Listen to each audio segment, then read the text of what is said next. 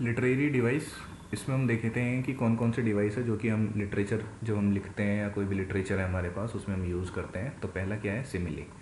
Simile का मतलब क्या होता है कि दो चीज़ों को कंपेयर करना with the help of like और एज। जैसे एग्जांपल देख लेते हैं, एज स्वीट एज हनी और रेसिंग लाइक अ फ्राइटेंड रैबिट। इसके अलावा अगर एक एग्जांपल हम और देखें तो एग्जांपल क्या है कि her face is as pretty as moon. ठीक है, तो यहाँ पे हमने क्या किया है, दोनों चीज़ों को कंपेयर किया है। दोनों चीज़ों में सिमिलैरिटी क्या है कि मून भी क्या है, प्रिटी लगता है और उसका फेस भी क्या है, प्रिटी। ठीक है, तो दो चीज़ों को हमने क्या किया है, कंपेयर किया है। ठीक है, अब सिमिली को अगर हम हिंदी में बताएं तो सिमिली को बोलते हैं क्या, हिंदी में उपमा अलंकार। ठीक है, उपमा होता है मेटाफर। अगर हम मेटाफर की बात करें तो मेटाफर में क्या होता है कि हम दोनों चीज़ों को कंपेयर करते हैं लेकिन विदाउट हेल्प ऑफ लाइक और एज। इसमें हम इन दोनों चीज़ों को क्या है, यूज़ नहीं करते हैं। हिंदी में इसको हम क्या बोलते हैं, रूपक अलंकार। ठीक है, इसमें हमने बताया कि जैसे सपोज करो ए थिंग ये है और बी थिंग ये है, तो हम दोनों को कंपेयर कैसे करेंगे कि हम डायरेक्टली बोलते हैं कि जो ए है ये बी है।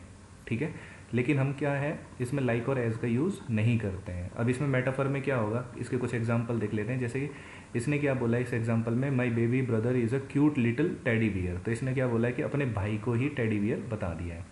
ठीक, अगर ये सिमिली का केस होता तो सिमिली के केस में क्या हो सकता है कि my baby brother is as cute as little teddy bear. ठीक है, तो इसने सिर्फ इज का यहाँ पे सिंपली यूज़ किया है और उसकी हेल्प से ही इसने दोनों चीज़ों को क्या कर दिया है, कंपेयर कर दिया है। ठीक है, तो ये सिमिली और मेटाफर में ये डिफरेंस है। नेक्स्ट आता है एल्यूजन। एल्यूजन मतलब एक भ्रम कह सकते हैं इसको हम।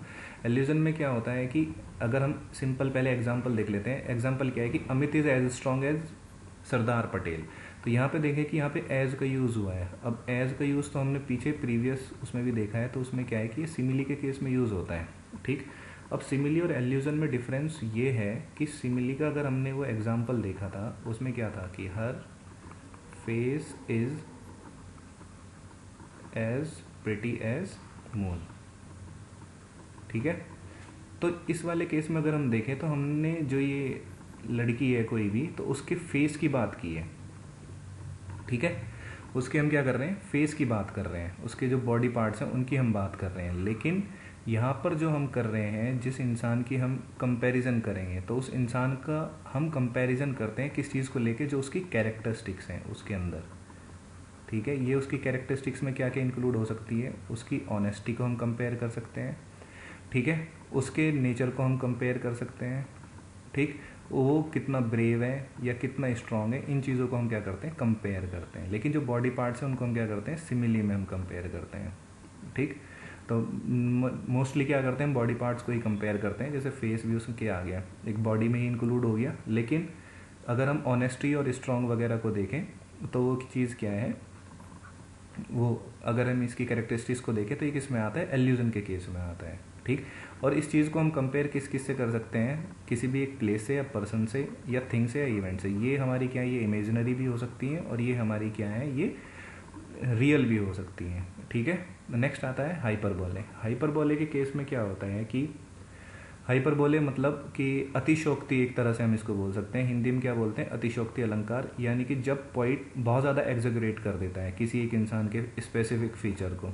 ठीक, तो एग्जाम्पल से देखें, जैसे एग्जाम्पल बोला यहाँ पे कि she is as old as the hills, यानी कि वो इतनी बूढ़ी है जितनी कि पहाड़ है या पहाड़ियाँ हैं। तो उस तरह से, जैसे अगर हिंदी में बहुत से एग्जाम्पल्स हैं। ठीक है, अतिशोक्ति अलंकार को, जैसे हनुमान की पूंछ में लगन न पाई आग, लंका सगरी जल गई, गए निशाचर भाग। तो ये भी क्या है, अतिशोक्ति अलंकार है। ठीक, तो यहाँ पर हाइपरबोले में क्या होता है कि बढ़ा चढ़ाकर चीज़ों को बताया जाता है।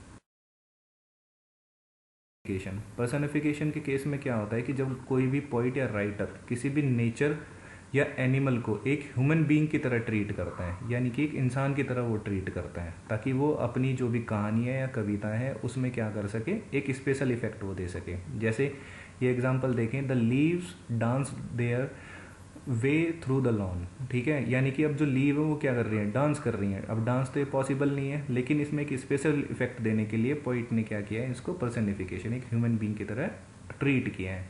नेक्स्ट अगर एग्जांपल देखें, the wind whistle through out the day. ठीक है, अब जो हवा है वो सीटी बजा रही है पूरे दिन। ठीक, अब ये तो पॉसिबल नहीं है, लेकिन एक स्पेशल इफेक्ट देने के लिए इसको भी ह्यूमन बीइंग की तरह ही उन्होंने क्या किया है, ट्रीट किया है। नेक्स्ट आता है क्या, राइम। राइम में क्या होता है कि सिमिलर और आइडेंटिकल साउंड जो प्रोड्यूस करते हैं, ऐसे वर्ड्स को हम क्या करते हैं, यूज़ करते हैं। जैसे अगर इसके लास्ट वर्ड्स देखें तो यहाँ पे क्या है, डे, मे, टेम्परेट और डेट। ठीक है, तो फर्स्ट लाइन का जो लास्ट वर्ड है वो थर्ड लाइन के लास्ट वर्ड से क्या कर रहा है, राइम कर रहा है। तो ये क्या होते हैं, राइम। ठीक है, जैसे और भी बहुत सारे एग्जांपल्स हो सकते हैं, जैसे खाना वाना हिंदी में हम यूज़ करते हैं, इधर उधर तो चलो ये अलग चीज़ होगी, खाना वाना हो गया, पानी शानी हो गया, इस तरह की चीज़ें। ठीक है, नेक्स्ट आता है एलिट्रेशन।